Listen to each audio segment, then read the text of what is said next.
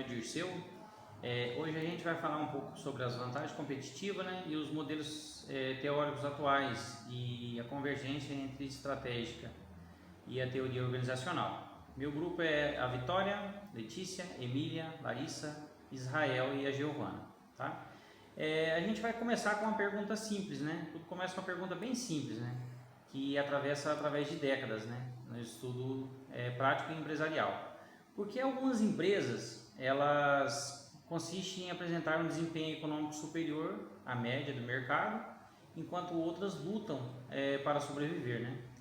Essa é uma questão que é o coração de uma vantagem competitiva, né? E o que parece uma pergunta direta, na verdade, abre uma leque de respostas, né? Várias discussões entre mercados, entre competitividade, entre empresas em si, né? Para isso, né, Vasconcelos e Cirino constroem uma matriz com duas dimensões, né? A primeira dimensão, a origem da vantagem competitiva, né? Será que essa vantagem competitiva ela vem de fora, do ambiente, da estrutura do mercado, ou ela vem de dentro, né? Dos recursos capacitados da própria organização? E a segunda é o seguinte, né? A natureza da concorrência, né? Ela é estática, baseada em suposições estruturais ou dinâmicas, né? Marcado por processo, mudança, inovação. Essa é a questão, né? Com base nesse cruzamento de autores que esses autores mapeiam, né? Eles falam sobre quatro grandes correntes teóricas, né? Que vai ser discutido por cada colega meu durante todo esse período de apresentação. Mas o artigo em si, ele não se limita apenas nesse resumo, né? Ele avança com a tese ousada e provocadora. Há uma convergência crescente, né, de mercado, e é necessário entre a estratégia empresarial e a teoria da nossa organizacional. Isso significa que não podemos mais separar o conteúdo e de estratégia, né, que vem de economia, com seus modelos quantitativos e prescritivos, né, dos processos organizacionais, que vem da sociologia, com um olhar qualitativo e contextual. Segundo esses autores, né, essa separação se tornou artificial e limitada. Por quê? Porque o mundo real não se encaixa mais nesses modelos rígidos, né, que tinham antes. Eles apontam duas razões centrais, né? A primeira razão central é a evolução dos ambientes organizacionais, né? Hoje as empresas elas operam em ecossistemas complexos, né? Com mudanças de tecnologias aceleradas, né? Cresce muito rápido a tecnologia e é necessária uma mudança organizacional e deixa de ser um evento raro, né? E passa a se tornar constante. Então, todo momento a nossa empresa ela vai estar mudando. Compreender e gerir essa mudança é, portanto, uma questão de estratégia de primeira ordem. E o segundo ponto é a crise do planejamento estratégico tradicional, como já alerta Lindsberg, né? Os modelos clássicos de planejamento falham em capturar a dinâmica real das nossas organizações. As empresas passam a rejeitar esse modelo e que soou um alerta na disciplina, né? Era preciso repensar o escopo da estratégia, né? Em relação com as outras áreas conhecidas, né? Assim, o artigo nos convida para superar essa visão fragmentada, né, e construir uma abordagem íntegra, né, que una o rigor da economia, a sensibilidade organizacional e uma análise de estrutura de compreensão dos processos, né. É exatamente essa jornada que a gente convida, né, de mapeamento, crítica e proposta de convergência que vamos explorar ao longo da nossa apresentação. Vamos detalhar cada uma das correntes teóricas, né? Mostrar como elas dialogam e, por fim, discutir os impactos dessas convergências para as equipes e para a prática estratégica. Portanto, convidamos vocês, né, a mergulharem conosco nessa reflexão. Boa noite, eu sou a aluna Vitória e eu vou falar sobre a teoria econômica neoclássica e seus limites. Antes de começar a explicar as teorias da vantagem competitiva, os autores fazem uma crítica à teoria econômica neoclássica, que durante muito tempo foi a forma de explicar como as empresas se comportam. O problema dessa teoria neoclássica é que ela se baseia em que as empresas tomam decisões racionais, buscando sempre maximizar o seu faturamento, os seus recursos. E quando a empresa consegue tomar essa decisão racional e ter um faturamento acima da média das outras, isso é tratado como um evento temporário e que, com o tempo, a empresa vai reduzir o seu faturamento e vai ser alcançada pelas suas concorrentes. O problema desse ponto de vista é que, na concepção neoclássica, de forma simples, ela trata a empresa como uma caixa preta, em que entram capital, recursos, matéria-prima e saem produtos e serviços. Ou seja, é tratado como uma forma muito simples, é uma forma muito simplificada e estática de analisar o comportamento daquela empresa. O que o autor está querendo dizer é que o problema da teoria neoclássica é que ela trata o crescimento daquela empresa como uma coisa automática e temporária. Outro ponto é que, na teoria neoclássica, a empresa não é tratada como uma instituição com história, com cultura, com dinâmica interna, com trabalho em equipe, com o crescimento e conhecimento dos funcionários. Pelo contrário, ela é tratada como um indivíduo só, que, ao tomar decisões de forma simples, consegue alcançar os seus resultados. E quando alcança, ele consegue ficar ali, esses resultados ficam ali de modo temporário. É uma maneira muito simplificada de explicar como uma empresa consegue manter o seu crescimento.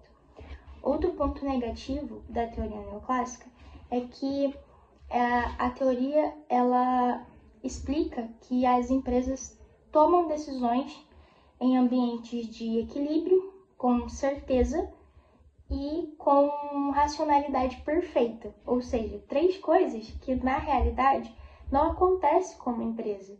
A realidade de uma empresa é completamente outra. As empresas precisam tomar decisões em constantes mudanças de mercado. E a concepção neoclássica, ela diz que as empresas simplesmente analisam as opções disponíveis e chegam a uma tomada mais alternativa. Uma tomada de decisão que é perfeita dentro de um ambiente equilibrado. Porém, na realidade, o ambiente é de incerteza e de mudanças constantes. As empresas, elas não podem simplesmente tomar decisões racionais e com certezas. Elas analisam primeiro e, ao tomar qualquer decisão, elas precisam estudar e pensar no futuro daquela empresa, fazer investimentos, se antecipar para as mudanças do mercado. Afinal, trata-se de um ambiente de constantes mudanças e um ambiente de incerteza, porque cada tomada de decisão pode gerar um resultado bom ou ruim. Então, elas precisam analisar as opções, se antecipar para mudanças do mercado e preparar estratégias para se diferenciar dos seus concorrentes. Ou seja, é um ambiente muito mais complexo do que é dito na teoria neoclássica. Então, para finalizar, qual é o grande problema dessa teoria? É que eles conseguem explicar muito bem como as empresas lidam com os seus recursos, como elas lidam com o seu faturamento, com produtos, serviços e distribuições. Mas essa teoria ela tem um problema e ela não consegue explicar bem como que as empresas conseguem manter o seu crescimento ao longo do tempo. Aqui é o grande problema da teoria neoclássica. Ela explica bem os recursos, mas não explica bem como a empresa se mantém crescendo ao longo do tempo. Ela explica bem a entrada de matéria-prima, de produtos, geração de renda, maximização de lucros, mas tem dificuldade em explicar e ver que, além de lucros e faturamentos, por trás de tudo isso, existe uma equipe, existe uma empresa que trabalha e precisa de inovação, tecnologia, estratégia, conhecimento e uma boa equipe. Olá, meu nome é Letícia e eu vou apresentar sobre a questão da vantagem competitiva. A partir da década de 1970, diferentes teorias, elas começaram a estudar como as empresas elas conseguiam obter uma vantagem competitiva. E essas teorias, elas apresentavam diferentes formas de entender a origem do desempenho superior de uma organização. O texto, ele organiza essas teorias em 2 eixos principais, né? E o primeiro, ele é a origem da vontade competitiva, né? Que ela pode estar relacionada a fatores externos a empresas, como seriam o quê? Como a estrutura da indústria, né? E a concorrência, ou fatores internos, né? Como os recursos e as capacidades da organização. A visão sobre a concorrência, né? Algumas teorias, elas enxergam a concorrência de forma mais estática, né? Como assim?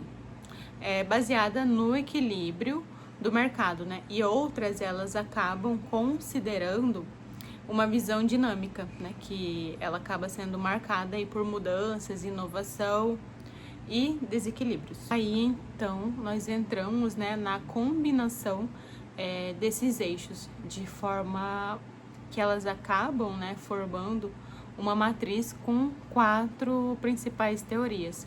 E quais são? A primeira é a organização industrial, né, que ela acaba destacando aí a influência da estrutura do mercado e da oposição de empresas e indústrias.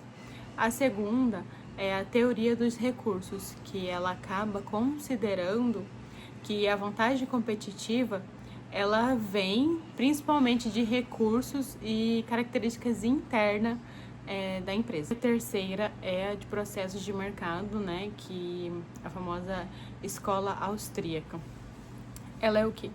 Ela enfatiza que a dinâmica da concorrência. E por último, nós temos a capacidade dinâmica, que ele destaca que a empresa ela deve ter a capacidade, né, de se adaptar, de inovar e modificar seus recursos diante das mudanças do ambiente. E em resumo, né, a gente consegue extrair do texto que a vantagem competitiva ela pode ser explicada tanto por fatores externos, né, relacionados ao mercado, e quanto por fatores internos, né, que eles acabam sendo relacionados às capacidades da empresa e, além disso, né, da concorrência, que ela pode ser analisada como algo mais estável ou como um processo dinâmico, sujeito a mudanças. Olá, meu nome é Israel e dando sequência ao artigo, vou fazer uma parte como tema a estrutura da indústria. Como que essa estrutura da indústria, a estrutura do mercado influencia no ambiente da concorrência. Mas antes ele precisa entender que quando uma empresa ela entra no mercado, ela nunca está sozinha. Vai ter concorrência, vai ter compradores, vendedores, produtos, preço, uma gama de características que vai influenciar no desempenho dessa empresa. E o primeiro das 4 teorias que é apresentada no artigo é a teoria da organização industrial, que nada mais é do que você estudar, entender e analisar a estrutura da indústria onde sua empresa está inserida. E essa teoria ela tem um modelo bem simples de compreensão. Primeiro, estrutura, conduta e desempenho. Primeiro, a gente precisa entender a estrutura industrial. O que isso significa? Significa quantas empresas tem nesse mercado, se são empresas de grande porte, empresas de pequeno porte, produtos, se são produtos diferentes, se são produtos iguais, o preço, se é fácil a entrada. Então, a partir desse momento, dessa análise da estrutura, a gente consegue entender qual vai ser a conduta dessa empresa. Como assim a conduta? É como ela vai competir dentro desse mercado. Por quê? Porque ela fez uma análise anterior da estrutura. Então, tem a estrutura, aí a estrutura vai influenciar na conduta da empresa e, consequentemente, vai influenciar no desempenho dessa empresa. Então, basicamente, a teoria da organização industrial é isso: estrutura, conduta e desempenho. Você entendendo a estrutura do ambiente industrial que sua empresa vai inserir ou está inserida, ela acaba influenciando na conduta da empresa, ou seja, como que a empresa vai competir nesse mercado e, consequentemente, vai influenciar no desempenho dela. O primeiro pensador foi o Michael Porter, que idealizou essa teoria. Ele define exatamente isso. Ao invés de olhar somente para o interior da empresa, a empresa no sentido individual, dentro dela, analise primeiro o mercado que ela está inserido, porque a partir do momento que você entende a estrutura, isso vai influenciar na conduta da sua empresa, vai acabar tendo um bom desempenho. Boa noite, eu me chamo Larissa e eu irei falar um pouco sobre um resumo da parte do artigo que fala sobre recursos e competências, descobrindo as especificidades das organizações. Então, hoje eu venho responder uma simples pergunta.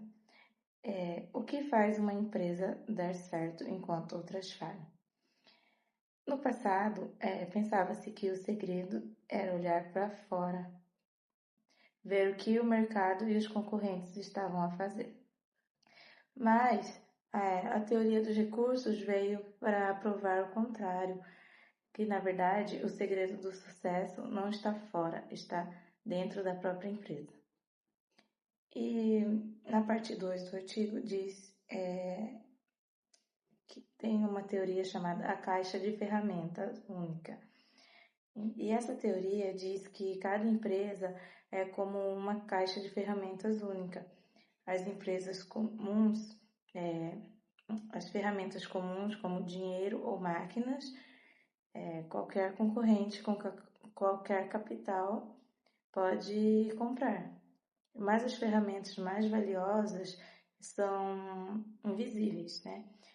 A reputação da marca, a cultura da equipe e o conhecimento prático das pessoas. Como eu já disse, o dinheiro ele compra máquinas, mas não compra o talento nem a união de uma equipe. Na parte 3, tem uma teoria chamada o segredo de não ser copiado. Para uma empresa continuar no topo por muito tempo, o seu diferencial precisa de duas coisas. Primeiro, ser difícil de copiar. O concorrente até tenta imitar, mas não consegue fazer igual. E segundo, ser impossível de trocar. Não existe nenhuma outra solução no mercado que faça outra solução no mercado que faça exatamente a mesma coisa. Então, não existe nenhuma outra solução no mercado que faça exatamente a mesma coisa. E quando a empresa tem algo único e difícil de copiar, ela domina o seu espaço. Parte 4. A vantagem não se compra, constrói-se. E é onde que se compram, e onde é que se compram esses diferenciais? Em lado nenhum. Na verdade, eles não estão à venda no mercado. Eles têm que ser construídos no dia a dia, com o tempo. A história da empresa e as decisões do passado que criam essa força única no presente agora.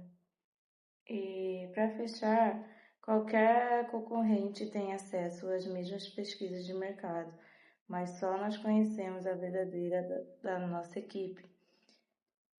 Por isso, o papel de um líder não é apenas olhar para a concorrência, mas sim cuidar, desenvolver e valorizar os talentos que já existem dentro da casa, que é a empresa. Olá, pessoal.